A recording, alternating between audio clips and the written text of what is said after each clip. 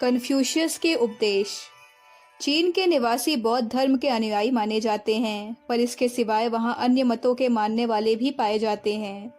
मुसलमानों की संख्या कई करोड़ है और ईसाई भी पर्याप्त हैं, पर वहां का मुख्य धर्म कन्फ्यूशियस है, जिसमें ताओ धर्म के सिद्धांतों का भी समावेश हो गया है।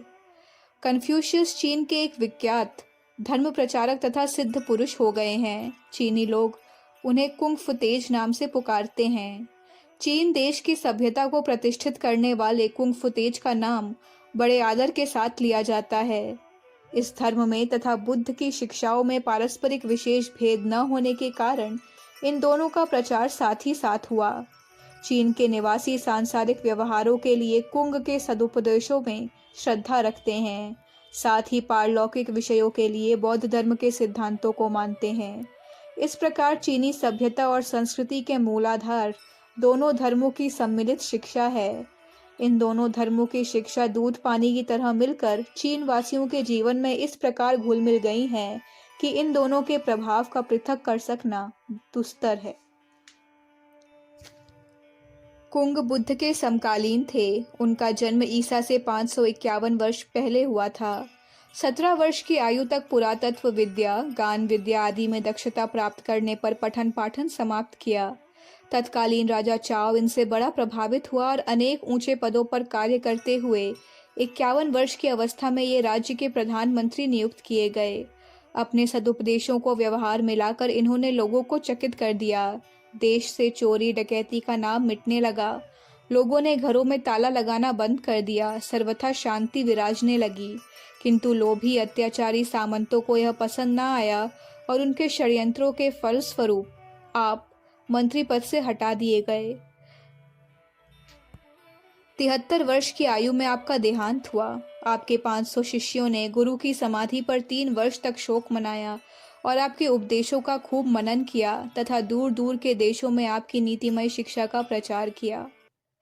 कुंग के सिद्धांत। कुंग ने मनुष्य जीवन की ओर विशेष ध्यान दिया है।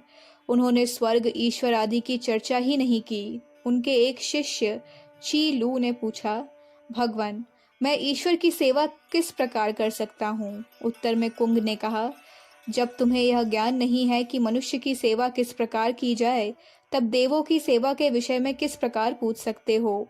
पुनः शिष्य ने पूछा, भगवान, मृत्यु के संबंध में सम्यक रूप से विचार प्रकट कीजिए। कुंग ने उत्तर दिया, प्रिय ची लू, जब तुम्हें जीवन के विषय में पर्याप्त ज्ञान नहीं है, तब तुम्हें मृत्यु के संबंध में कैसे ज्ञान हो सकता है? पर इसका अर्थ ये भी नहीं है कि कुंग ने ईश्वर अथवा परलोक के अस्तित्व से इनकार किया।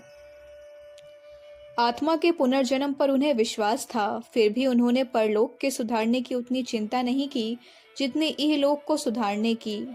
मनुष्य सामाजिक जीव है। वह समाज में रहता है, पनपता है और अंत में नष्ट हो जाता है।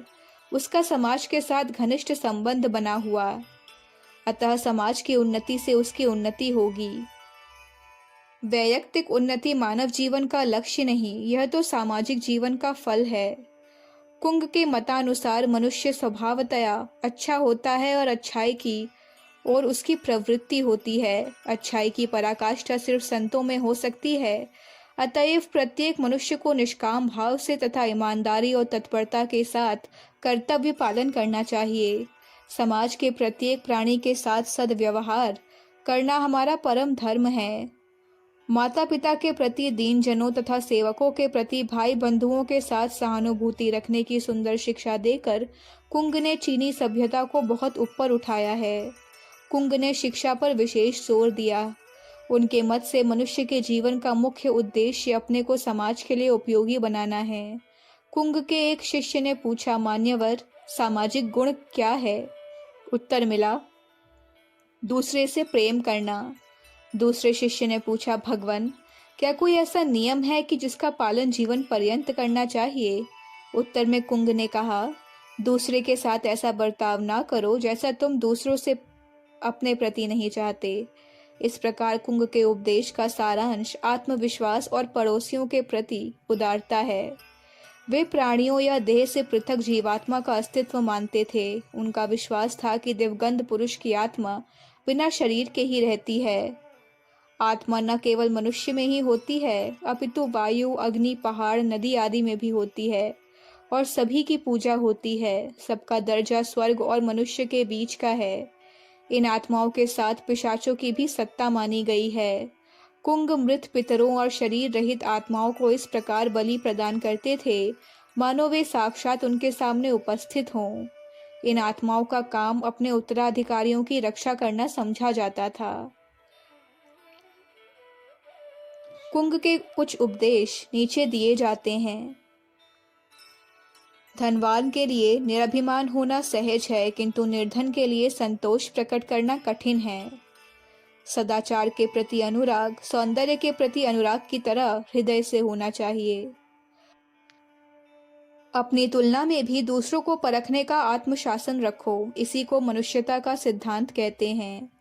न्याय के प्रति प्रेम, विद्वता के प्रति आदर तथा सदाचार मनुष्य को विशिष्ट पुरुष बनाने में समर्थ होता है। प्रत्येक मनुष्य को उचित है कि अपनी वाणी पर संयम रखे और अपने आचरण के प्रति सजग रहे। संसार एक मुसाफिर खाना है। काम का आरंभ करना मनुष्य के हाथ में है और उसे पूरा करना ईश्वर के हाथ में है। क्षण भर अपने क्रोध को दबाकर तुम जीवन भर के पश्चाताप से बच सकते हो। जिस प्रकार तुम दूसरों को दोष दिखाते हो, उसी प्रकार अपने दोष भी दिखाओ।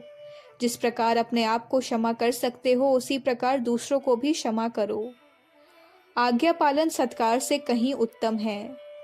20 वर्ष तक धार्मिक जीवन व्यतीत करना पर्याप्त नहीं है, किंतु एक दिन भी बुराई करना बहुत बड़ा दोष है। बुद्धिमान पुरुष वचन देने में विलंब करता है, किंतु वचन देने पर उसका पालन अवश्य करता है। आनंद की 3 कुंजियां हैं। दूसरों में दोष न देखना, दूसरों की निंदा न करना, न सुनना और दूसरों की बुराई न करना। मनुष्य का हृदय आईने के समान होना चाहिए, जिस पर समस्त वस्तुओं का प्रतिबिंब पड़ता है, किंतु इससे उसमें मैलापन नहीं आता। कोलाहल न बाजार में है, न शांति जंगल में, सब कुछ मनुष्य के हृदय में है। जब तुम जीवित प्राणी के प्रति अपना कर्तव्य पालन करने में असमर्थ हो, तो मृत व्यक्ति के प्रति कर्तव्य का पालन किस प्रकार कर सकोगे? ज्ञानी पुरुष के लिए अपना चित्त स्वर्ग है, किंतु अज्ञानी के लिए वह नरक है। सच्चा सद्भाव अपने संगियों के प्रति प्रेम करना है और सच्चा ज्ञान अपने साथियों को पहचानना है। जो ईश्वरीय नियम से अनभिज्ञ है, वह श्रेष्ठ मनुष्य नहीं हो सकता। ज्ञानी मनुष्य संदेह से, धार्मिक मनुष्य चिंता से और वीर मनुष्य मद से मुक्त रहता है। अखंड ज्योति मई 1959, पृष्ठ संख्या 25, 26, 27। हमारे YouTube चैनल विचार क्रांति दूत अखंड ज्योति पत्रिका को सब्सक्राइब करें एवं अगली वीडियोस प्राप्त करने के लिए बेल आइकन दबाएं। धन्यवाद।